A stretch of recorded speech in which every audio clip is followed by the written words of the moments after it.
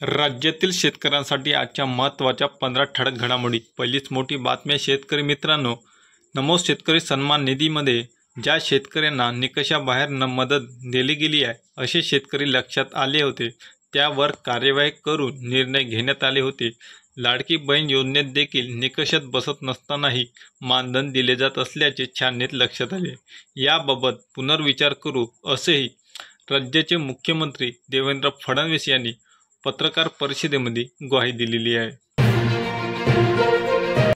6,000 शेतकऱ्यांचे 128 कोटी रुपयांचे चुकारे थकले। 99,565 शेतकऱ्यांनी केली होती नोंदणी। 5,59,000 क्विंटल धान खरेदी, नोंदणीसाठी फक्त 6 दिवस। अतिवृष्टीची मदत मिळेना, नाफेड सोयाबीन विकत घेईना।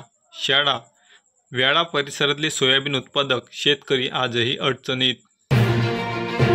रब्बी हंगामात जिल्ह्यातील शेतकऱ्यांची हरभऱ्याला पसंती। 69% क्षेत्रावर पेरा, 18% क्षेत्रावर गहू पीक। वन्य प्राण्यांचा हौदस, कपाशी हरभऱ्याचे मोठ्या प्रमाणात नुकसान। पीक विम्यासह अतिवृष्टीची मदत शेतकऱ्यांना वितरित करण्याची मागणी। राष्ट्रवादी काँग्रेस पार्टी शरद पवार पक्षाचे तहसीलदारांना दिले गेले बुलढाणा जिल्ह्यातील निवेदन। सरकार स्थापन झाले, लाडक्या बहिणींना 6वा हप्ता कधी? मंगरुळपीर तालुक्यातील हजारो महिलांना प्रतीक्षा। नाही म्हणते पाईप टाकू देणार नाही, नुकसान भरपाई पोटी 27 कोटीचं पत्र। समांतर जलवाहिन्याला नवा अडथळा, शहराला 1 दिवसाआड पाण्याची योजना अडचणीत।